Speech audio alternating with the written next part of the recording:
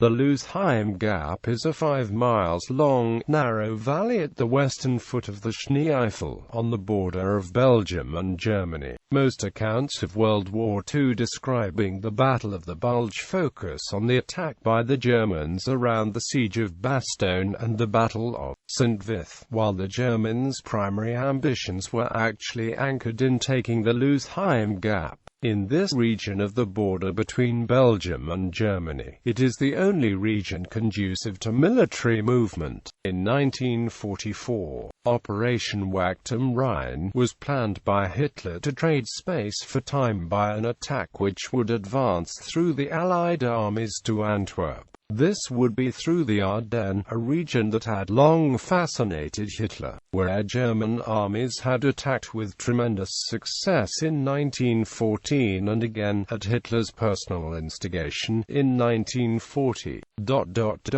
Strategic importance. During 1940, when the Germans invaded Belgium and then France, Field Marshal Erwin Rommel's division sped through the Losheim Gap to gain the Meuse River and then push on to the English Channel. Hitler held similar hopes for 1944. Battle of the Schnee Eifel. On 15 September 1944, the U.S. 8th Infantry Regiment attached to 4th Division of 5th Corps was directed by Division Commander General Batin to advance from the border village of Schönberg along the valley of the Upper Kyle. However, they didn't succeed because of multiple factors, hitting definite resistance at first at the approaches to Losheim, later near the village of Roth. During the Battle of the Bulge, some of the best German units, including the 3rd Fallschirmjäger Division and 6th Panzer Army, planned to assault northwest over the Losheim Graben Road and along the railroad tracks through the Losheim Gap in force, towards the twin villages of Rocherath and Krinkeld, but were held up by the broken railroad overpasses. Led by the 1st SS Panzer Division, they planned to attack the 2nd and the 99th Infantry Division with the goal of capturing Losheim Graben and gaining access to the vital road network to its north and west that would allow them to capture the important port of Antwerp. Mostly untried U.S. troops succeeded in severely limiting the Germans' advance, halting them at Elsenborn Ridge for most of the first day of the battle. Landshut, a village of about 15 homes, lay about 5 kilometers to the east of Losheim.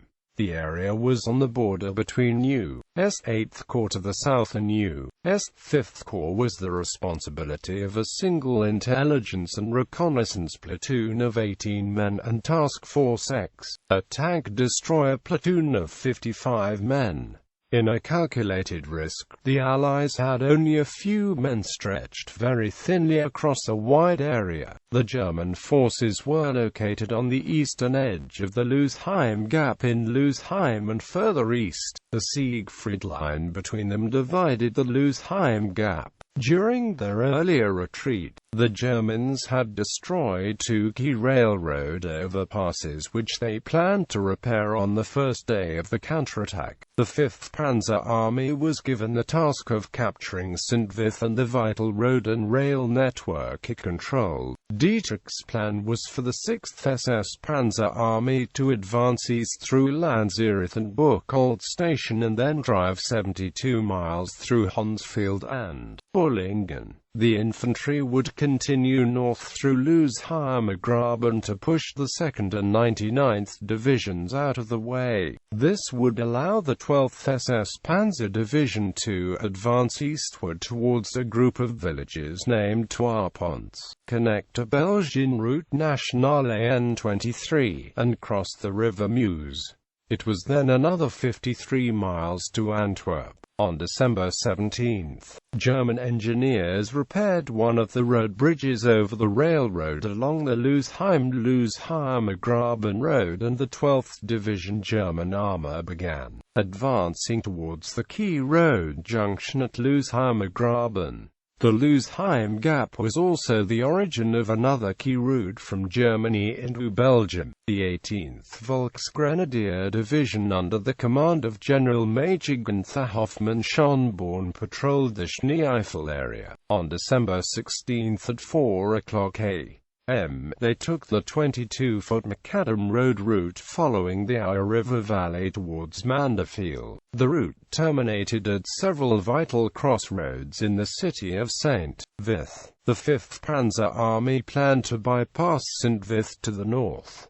Advance delayed. On the German side of the Siegfried Line, the Germans positioned the troops and armor around and to the east of the village of Losheim. On December 16, 1944, at 5:30 a.m., the Germans launched a 90-minute artillery barrage using 1,600 artillery pieces across an 80 miles front. The infantry of the 9th Fallschirmjäger Regiment, 3rd Fallschirmjäger Division led the way through to the Losheim Gap, tasked with clearing American resistance along the main line of advance. To spare the armor, they operated in advance of Kampfgruppe SS Standartenführer Joachim Peiper's 1st SS Panzer Division, the spearhead of SS Oberstgruppenführer Sepp Dietrich's 6th Panzer Army. The infantry would then secure the right flank of the attack route near Losheimer Graben. The 12th Volksgrenadier Division reached Losheim Graben at 7 o'clock a.m. east of Losheim. Kampfgruppe Peiper expected to reach Losheim Graben by 8 o'clock a.m., but the tanks were held up for most of the morning of December 16 on the Blankenheim-Schneed Road, which was congested with horse-drawn artillery, infantrymen, and numerous other vehicles. Peiper himself tried to sort out the mess at one crossroads. For unknown reasons, German engineers did not begin repairing the first of the railroad overpasses on the Losheim-Losheimer Graben Road until nearly noon, and the second was not repaired until December 17. When Peiper got word that the overpass would not be repaired in time for his advance, he chose to move west through Landshut. He was frustrated and angry that the 9th Fallschirmjäger Regiment had yet to report that the road was clear. The 500 troops of the 1st Battalion, 9th Fallschirmjäger Regiment, 3rd Fallschirmjäger Division were held up for most of the day by 18 men of the 394th Intelligence and Reconnaissance Squads of the 99th Infantry Division at Landshut Ridge. At 6 p.m., Peiper finally learned that the village had been secured. His column of 117 tanks, 149 half-tracks, 18,105 mm guns and 6,150 mm guns, totaling 600 vehicles, finally moved forward. He was further held up when his tanks struck two of their own minefields, slowing progress while the engineers cleared the fields ahead of mines. Peiper finally arrived in Landshut near midnight, only to find the infantry bedding down for the night. Every officer he spoke to said the woods were full of Americans and tanks. He furiously interrogated the infantry officers to learn if any patrols into the woods had been conducted, and learned that no one had personally reconnoitered the area. Disgusted, Peiper demanded that Oberst Helmut von Hoffmann, commander of the 9th Parachute Regiment, give him a battalion of paratroops to accompany his tanks.